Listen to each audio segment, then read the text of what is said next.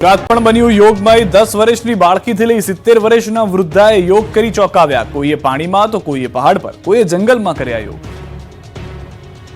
વિશ્વ યોગ દિવસ નિમિત્તે ગુજરાત યોગમય બન્યું હતું। ત્યારે રાજકોટમાં સતત 6ઠા વર્ષે એક્વા યોગાનું આયોજન કરવામાં આવ્યું હતું। રાજકોટના જીજાબાઈ સ્વિમિંગ પુલ પર 50 બહેનોએ પાણીમાં યોગા કર્યા હતા। 10 વર્ષની દીકરીથી લઈ 70 વર્ષના વૃદ્ધોએ એક્વા યોગામાં ભાગ લઈ પાણીમાં યોગ કર્યા હતા। આ બાજુ રાજકોટ મહાનગરપાલિકાએ 5 સ્થળોએ ઉજવણી કરી, હજારો લોકો જોડાયા। રાજકોટમાં માતા એવી પુત્રીનું સૂત્ર ચરિતાર્થ કરતો કિસ્સો આંતરરાષ્ટ્રીય યોગ દિવસ અંતર્ગત સામે આવ્યો। રાજકોટમાં રહેતી માત્ર 2.5 વર્ષની રુદ્રી પોપટ નામની બાળકીના યોગાસનને જોઈ સૌ કોઈ આશ્ચર્યચકિત થઈ ગયા। બાળકી વિવિધ 15થી વધુ યોગાસન કરે છે, તો હિંમતનગરના સ્વિમિંગ પુલમાં 100થી વધુ લોકોએ યોગ કર્યા। અંડરવોટર યોગ મહેન્દ્રસિંહ દ્વારા શીખવવામાં આવ્યા હતા। જામનગરમાં રિલાયન્સ ઇન્ડસ્ટ્રીઝ દ્વારા આંતરરાષ્ટ્રીય યોગ દિવસની ઉજવણી કરાઈ। શહેરમાં દિવ્યાંગ અને મનોદિવ્યાંગ બાળકોએ યોગ કર્યા। આંતરરાષ્ટ્રીય યોગ દિવસ નિમિત્તે 150 કરતા વધુ બાળકો અને વાલીઓએ ઉપયોગી આસનો અને યોગ અભ્યાસ કર્યો હતો। આ બાજુ પોરબંદરની ચોપાટી ખાતે જિલ્લા કક્ષાના 10મા આંતરરાષ્ટ્રીય યોગ દિવસની ઉજવણી કરવામાં આવી હતી। પોરબંદરના પૂર્વ ધારાસભ્ય બાબુ બોખીરિયા, જિલ્લા કલેક્ટર કેડી લાખાણી સહિતના અધિકારીઓ તેમજ મોટી સંખ્યામાં યોગ પ્રેમીઓ ઉપસ્થિત રહ્યા। સ્કૂલ કોલેજના વિદ્યાર્થીઓ, મહાનુભાવો, અધિકારીઓ અને કર્મચારીઓએ યોગ કર્યા। આંતરરાષ્ટ્રીય યોગ દિવસ નિમિત્તે કચ્છના રોગાન કારીગરે 400 વર્ષ જૂની કળાથી બનાવ્યો યોગ દિવસનો લોગો। વિશ્વભરમાં આંતરરાષ્ટ્રીય યોગ દિવસની ઉજવણી કરવામાં આવી, ત્યારે કચ્છના રોગાન કારીગર દ્વારા આંતરરાષ્ટ્રીય યોગ દિવસની લોગોની કૃતિ તૈયાર કરવામાં આવી છે।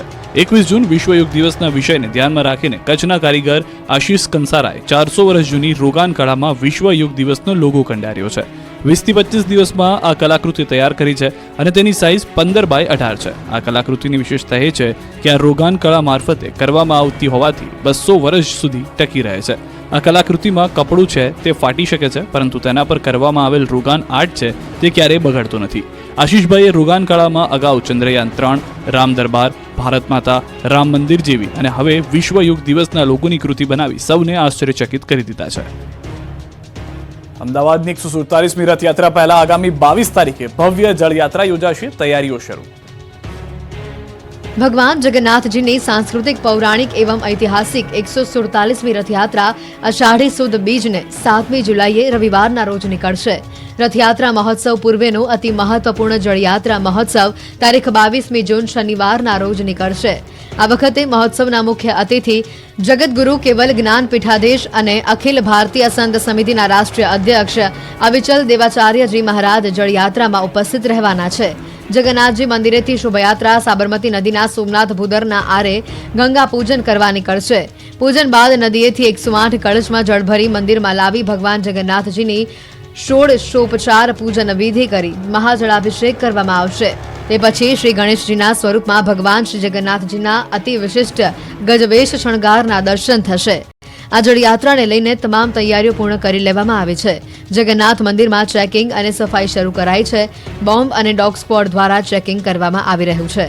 મંદિર પરિસરમાં સફાઈ કરી 108 કળશ રાખવામાં આવશે। દ્વારકાધીશ જગત મંદિરમાં જ્યેષ્ઠાભિષેક ઉમટી પડ્યા ભક્તો। દ્વારકાધીશ જગત મંદિરમાં ભગવાન દ્વારકાધીશને જ્યેષ્ઠાભિષેક કરવામાં આવ્યો। જગત મંદિરમાં દર વર્ષે જેઠ માસમાં જ્યેષ્ઠા નક્ષત્રમાં શ્રીજીની મંગળા આરતી બાદ જ્યેષ્ઠાભિષેક કરાય છે। શ્રીજીનું ઋતુ અનુસાર અમૃત આંબા તેમજ દ્વારકાના અઘોર કુંડના પવિત્ર જળથી જળાભિષેક કરાયો, ત્યારે મોટી સંખ્યામાં શ્રદ્ધાળુઓએ જ્યેષ્ઠાભિષેક તેમજ ત્યારબાદ બાલ સ્વરૂપના નૌકા વિહાર દર્શનનો લાભ લઈ ધન્યતા અનુભવી હતી। શ્રીજીના જ્યેષ્ઠાભિષેક ઉત્સવ નિમિત્તે જલયાત્રા ઉત્સવની પૂર્વ તૈયારી રૂપે જગત મંદિરના પૂજારી પરિવારના પુરુષો તથા મહિલાઓ સજ્જ થઈ ચાંદીના બેડા, ચાંદીની તાંબડી તેમજ વિવિધ ચાંદીના વાસણોમાં ભદ્રકાળી માતાજીના મંદિર પાસેના અઘોર કુંડમાંથી પૂજા કરી કુંડના પવિત્ર જળની શાસ્ત્રોક્ત વિધિથી બેન્ડ બાજા સાથે વાજતે ગાજતે દ્વારકા શહેરના રાજમાર્ગો પર થઈ જગત મંદિર ખાતે લઈ જવામાં આવ્યા। બાલ સ્વરૂપ ગોપાલજીને નાવમાં બિરાજમાન કરી નૌકા ઉત્સવ એટલે કે જળયાત્રા ઉત્સવ મનોરથથી ઉજવણી કરાય। શ્રીજીને વર્ષમાં માત્ર 2 વખત ખુલ્લા પડદે સ્નાન કરાય છે, જેનું વિશેષ મહત્વ રહેલું છે। વર્ષમાં જન્માષ્ટમી અને જ્યેષ્ઠ પૂર્ણિમા એમ માત્ર 2 વખત જ ઠાકોરજીને ખુલ્લા પડદે અભિષેક સ્નાન કરાવવામાં આવે છે, જેમાંનો એક જ્યેષ્ઠાભિષેક ઉત્સવ છે। દ્વારકામાં ઉમટ્યું ભક્તોનું ઘોડાપુર। વેકેશન દરમિયાન 13 લાખથી વધુ શ્રદ્ધાળુઓએ કર્યા દર્શન। વેકેશન દરમિયાન દ્વારકા ભક્તોથી ધમધમતું રહ્યું. સમગ્ર ઉનાળુ વેકેશનમાં યાત્રાધામોમાં યાત્રાળુઓની ભીડ જોવા મળી. વિશ્વ પ્રસિદ્ધ યાત્રાધામ દ્વારકામાં ઉનાળુ વેકેશન દરમિયાન 13.55 લાખ લોકોએ ભગવાન દ્વારકાધીશના દર્શન કર્યા. દેશના અનેક રાજ્યોમાંથી મોટી સંખ્યામાં યાત્રિકો દ્વારકા પધાર્યા અને કાળિયા ઠાકરના દર્શન કરીને ધન્યતા અનુભવી. ઉલ્લેખનીય છે કે યાત્રાળુઓ સરળતાથી ભગવાન દ્વારકાધીશના દર્શન કરી શકે તે માટે તંત્રએ પણ યોગ્ય વ્યવસ્થા કરી હતી. વૃદ્ધો અને દિવ્યાંગ લોકો માટે સ્થાનિક વહીવટીતંત્ર દ્વારા વિશેષ વ્યવસ્થા કરવામાં આવી. આ દરમિયાન યાત્રાળુઓનો કોઈ તકલીફનો ભોગ ન બનવું પડે તે માટે દ્વારકા જિલ્લા પોલીસ વિભાગે ખાસ વ્યવસ્થા ગોઠવી. કળિયુગમાં પણ જેનો અપરંપાર મહિમા છે તેવા દ્વારકાધીશના દરબારમાં શીશ નમાવવા માટે દર વર્ષે લાખો ભક્તો જતા હોય છે. તેમાં પણ વેકેશનના માહોલમાં મોટી સંખ્યામાં દર્શનાર્થીઓ દ્વારકા પહોંચ્યા હતા. પાવાગઢમાં રહેતા પરિવારો પાણીની સમસ્યાથી ત્રસ્ત, વેચાતું પાણી લેવા મજબૂર. યાત્રાધામ પાવાગઢ ખાતે વસવાટ કરી શ્રીફળ, પ્રસાદ, ચૂંદડી સહિતનો વ્યવસાય કરી રોજગારી મેળવતા પરિવારો પરેશાન છે. છેલ્લા 1 માસથી પીવા અને ઘર વપરાશના પાણી માટે ભારે હાલાકીનો સામનો કરવો પડી રહ્યો છે. પાણી પુરવઠા વિભાગ અને ગ્રામ પંચાયત દ્વારા ડુંગર ઉપર આપવામાં આવતા પાણીની પાઇપલાઇન ફાટી ગઈ છે. એક તરફ કાળઝાળ ગરમી અને ચોમાસું ખેંચાતા હાલ ડુંગર પર આવેલા બંને તળાવ સૂકાપટ થયા છે. સાથે જ કૂવામાં પાણી દૂષિત થયા છે. તેમ છતાં અહીંના રહીશો દૂષિત પાણી ઉપયોગમાં લેવા મજબૂર બન્યા છે. દૂષિત પાણીના કારણે પરિવારજનોને ચર્મરોગ થવાની સંભાવનાઓ પણ સ્થાનિકો વ્યક્ત કરી રહ્યા છે. સ્થિતિ એટલી ખરાબ છે કે આ લોકો હાલ જમવા માટે થાળીનો ઉપયોગ ટાળી યુઝ એન્ડ થ્રો પડિયા પતરાળાનો ઉપયોગ કરી રહ્યા છે. અહીં હાલ પાણી વેચાતું લાવવું માંડ રોજગારી મેળવી રહેલા પરિવારોને પોસાઈ શકે એમ નથી. વેચાતું પાણી એક ડબ્બો 60 રૂપિયા અને કેરબાના 100 રૂપિયા ભાવ ચાલી રહ્યો છે. લુણાવાડાનો બગીચો બની ગયો છે જંગલ, 25 લાખ ગયા પાણીમાં. ચારે તરફ ગાંડા બાવળ, કાંટાળા વૃક્ષો, કચરાના ઢગલા, કટાઈ ગયેલા વીજ પોલ, તૂટી ગયેલા બાકડા. જંગલ જેવા લાગતા દ્રશ્યો છે મહીસાગરના લુણાવાડાના બગીચાના. લુણાવાડા નગરમાં સિનિયર સિટીઝન માટે બનાવાયેલો દરકોલી તળાવ પરનો બગીચો મૃતપાય હાલતમાં જોવા મળી રહ્યો છે. સવાર સાંજ ચાલતા આવતા નગરજનો દરકોલી બગીચાની દશા જોઈ તંત્ર સામે આક્રોશ ઠાલવી રહ્યા છે. લુણાવાડા અગાઉના શાસકોએ વિકાસ કરી સિનિયર સિટીઝનને બેસવાનું સ્થળ મળે તે માટે દરકોલી તળાવ પર સુંદર બગીચો વિકસાવવા માટે પ્રયત્નો કર્યા હતા, જેનો મુખ્ય ઉદ્દેશ નગરના સિનિયર સિટીઝનને બેસવાનું સ્થળ મળે, બાળકોને રમવાનો આનંદ મળે, નગરજનોને હરવા ફરવાનું સ્થળ મળે તેવો હતો. પરંતુ પાલિકા તંત્રની જાળવણીના અભાવે હાલમાં બગીચો દયનીય હાલતમાં દેખાઈ રહ્યો છે. બગીચાના નિર્માણ વખતે લગાવવામાં આવેલી આધુનિક લાઇટ, બાંકડા, ચાલવા માટે પેવર બ્લોકનો ટ્રેક, ધોલપુરી, આકર્ષક ડિઝાઇન તમામ વેરવિખેર અવસ્થામાં દેખાય. વોકિંગ પથ્થરની જગ્યાએ ઠેર ઠેર બાવળિયાઓ ઉગી નીકળ્યા છે. વર્ષ 2012માં 25 લાખના ખર્ચે બનાવેલ બગીચો નગરપાલિકા દ્વારા ન સચવાતા હાલ બગીચાના લાઇટ અને બાકડા સહિત અન્ય સામાન ભંગારમાં ફેરવાઈ ગયો છે. ત્યારે નગરપાલિકા આ દાદા દાદી પાર્કને સાફ સફાઈ કરી ફરી ખુલ્લો મૂકશે કે કેમ તે સવાલ છે. બાલાસિનોરના જેઠોલી શાળામાં 351 વિદ્યાર્થીઓ વચ્ચે માત્ર એક રૂમ, ખુલ્લા આકાશ નીચે ભણતા બાળકો. શાળા પ્રવેશોત્સવ, ભણે ગુજરાત ગણે ગુજરાતના મોટા મોટા તાઇફાઓ થાય છે, કરોડો રૂપિયાનો ધુમાડો થાય છે, પણ શિક્ષણ વિભાગને જર્જરિત શાળાઓ રિપેર કરવામાં જરા પણ રસ નથી. ગુજરાતના ભાવિનું જે થવું હોય તે થાય, પણ મંત્રીઓ અને શિક્ષણ વિભાગને તો ફોટા પડાવવામાં જ રસ હોય તેવો ઘાટ ઘડાયો છે. આ દ્રશ્યો ખુદ શિક્ષણ મંત્રી કુબેર ડિંડોરના જિલ્લા બાલાસિનોરના છે. બાલાસિનોર તાલુકાના જેઠોલી પે સેન્ટર શાળાના ઓરડા જર્જરિત થઈ ગયા છે. છત પર મોટા મોટા બાકોરા પડી ગયા છે. દિવાલોમાં મસમોટી ભ્રષ્ટાચારની તિરાડો પડી છે. છત પરથી સળિયા નીચે પડવા આતુર છે. એક જ વરસાદમાં શાળા ગમે ત્યારે નીચે કકડભૂસ થઈ જશે. વિદ્યાર્થીઓના માથે મોત ભમી રહ્યું છે. હાલ શાળામાં ધોરણ 1 થી 8ના 351 જેટલા બાળકો માટે માત્ર ખાવા પીવા એક જ ક્લાસરૂમ છે. એટલે બાકીના વિદ્યાર્થીઓને નીચે ધરતી ઉપર ખુલ્લા આબ નીચે ભણવાનો વારો આવ્યો છે. 1-2 વર્ષથી નહીં પરંતુ છેલ્લા 4 વર્ષથી આ જ રીતે ભૂલકાઓ ભણે છે. કડકડતી ઠંડી હોય કે કાળઝાળ ગરમી કે પછી કડાકા ભડાકા સાથે વરસાદ, બાળકો આ જ રીતે ખુલ્લામાં ભણે છે, જેથી વાલીઓને પણ ચિંતા સતાવી રહી છે. પોતાના બાળકોને ખાનગી સ્કૂલમાં બેસાડવા માટે મજબૂર બન્યા છે. આ અંગે અનેકવાર રજૂઆત થાય છે, પરંતુ આ શાળાની ફરિયાદને ટલ્લે ચડાવી દેવામાં આવે છે. ત્યારે હવે તંત્રના બહેરા કાને આ ગામના ભૂલકાઓની સમસ્યા અથડાય તે જરૂરી છે. આણંદના બાકરોલની શાળામાં ઝળુમતું જોખમ, બાળકો ખુલ્લામાં ભણવા મજબૂર. ખુલ્લા આકાશ નીચે ભણતો ગુજરાતનું ભાવિ, કોઈ મંદિરમાં તો કોઈ મેદાનમાં કરે છે અભ્યાસ. ભણે ગુજરાત ગણે ગુજરાત અભિયાનના આ લીરે લીરા ઉડતા દ્રશ્યો છે આણંદના બાકરોલના દ્રશ્યો. આણંદના બાકરોલના પરા વિસ્તારમાં આવેલા રામપુરામાં બાળકો ભર ગરમીમાં ખુલ્લામાં ભણવા મજબૂર થયા છે. રામપુરા પ્રાથમિક શાળામાં સીમા વિસ્તારમાં ખેત મજૂરી કરતા મજૂરોના બાળકો અભ્યાસ કરે છે.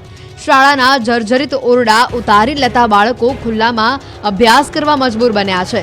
શિક્ષકોનું કહેવું છે કે હાલમાં શાળાનું બાંધકામ ચાલી રહ્યું છે, પરંતુ વૈકલ્પિક વ્યવસ્થા ન હોવાથી બાળકો ખુલ્લામાં ભણવા મજબૂર થયા છે. શિક્ષકોની ચિંતા એ છે કે જો વરસાદ થાય તો આ સ્થિતિમાં બાળકોને કેવી રીતે ભણાવવા. રાધનપુરનો ઉનડી ગામનો રોડ કોન્ટ્રાક્ટર અધૂરો મૂકી ભાગી જતા લોકો પરેશાન થઈ ગયા છે. રાધનપુરના દેગામથી ઉનડી ગામના લોકો કોન્ટ્રાક્ટરના પાપે પરેશાન થઈ રહ્યા છે. રાધનપુરના દહેગામથી ઉનડી ગામને જોડતો મુખ્ય માર્ગો વર્ષો બાદ મુખ્યમંત્રી સડક યોજના હેઠળ મંજૂર કરવામાં આવ્યો હતો. માર્ગનું કામ ચાલુ થતાં ગામ લોકોને નવો રોડ બનશે અને સમસ્યા હલ થશે તેવી આશાઓ બંધાઈ હતી, પરંતુ એજન્સી દ્વારા માત્ર કાચા માર્ગ પર મેટલ અને માટીનું પુરાણ કરવામાં આવ્યું છે. ડામરનું કામ પૂર્ણ ન કરતા ગામ લોકોને ભારે હાલાકી પડી રહી છે.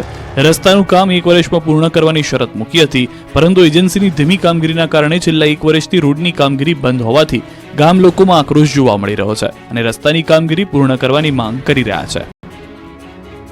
આદિવાસી જિલ્લા ગણાતા ડાંગમાં આજે પણ લોકો વિકાસ ઝંખે છે. નથી મળી પાયાની સુવિધા. સરકાર ગામોગામ વિકાસ પહોંચ્યા હોવાના બણગા ફૂંકી રહી છે. બીજી તરફ વાસ્તવિકતા કંઈક અલગ જ છે. આદિવાસી જિલ્લા ગણાતા ડાંગમાં આજે પણ લોકો વિકાસ ઝંખે છે. ડાંગ જિલ્લાના ગામડા તો દૂર, પરંતુ જિલ્લાનું મુખ્ય મથક ગણાતા આહવાના નગરજનો આજે પણ પાયાની સુવિધાથી વંચિત છે. આવા નગરમાં તો સમસ્યાની અનેક ભરમાર છે. નળ કનેક્શન તો આપ્યા છે, પરંતુ તેમાં પાણી નથી આવતું. તો ગટરની સમસ્યા તો આંખે ઉડીને વળગે એમ છે. સાથે રસ્તા, સ્ટ્રીટ લાઇટ સહિતની પાયાની સુવિધાનો અભાવ હોવાની ગ્રામજનોની ફરિયાદ છે. ત્યારે તંત્રના પાપે નગરજનો તકલીફ વેઠી રહ્યા છે. હજુ અહીં સમસ્યા પૂરી નથી થઈ. સુજલામ સુફલામ યોજના હેઠળ અહીં આવેલા તળાવમાંથી જળકુંભી કાઢવાની યોજના શરૂ કરાઈ હતી, છતાં આજે પણ સ્થિતિ તેમની તેમ જ છે. આ સાથે તળાવ ઊંડા કરવા, માટી કાઢવા માટે પણ ગ્રાન્ટ અપાય છે, છતાં તંત્રની ઉદાસીનતાના લીધે આજે આહવાના જીવાદોરી સમાન એકમાત્ર તળાવની અત્યંત દયનીય હાલત છે. ત્યારે આ વિવિધ સમસ્યાને લઈ આહવા નગરના આગેવાનોએ સરપંચ તેમજ જિલ્લા તાલુકા પંચાયતના સભ્યોને લેખિતમાં અરજી કરી છે. આ અંગે ગામના સરપંચ જવાબદારીમાંથી છટકીને કલેક્ટર પર દોષનો ટોપલો નાખી ચૂક્યા છે. ગુજરાતમાં 7 દિવસ ભારે પવન અને ગાજવીજ સાથે વરસાદ તૂટી પડશે.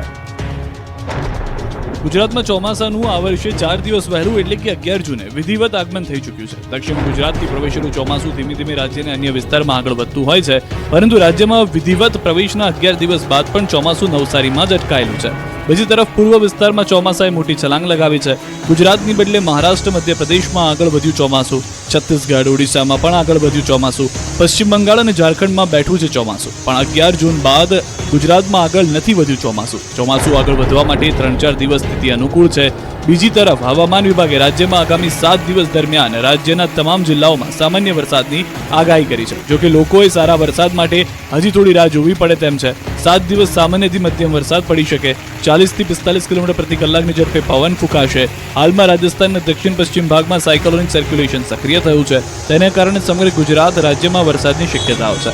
આ ઉપરાંત દરિયાકાંઠાના વિસ્તારોમાં 35 થી 45 કિલોમીટર પ્રતિ કલાકની ઝડપે પવન ફૂંકાશે. તેને કારણે ગુજરાતના ઉત્તરીય અને દક્ષિણી ભાગના દરિયાકાંઠામાં માછીમારોને દરિયો ન ખેડવા સૂચના આપવામાં આવી છે.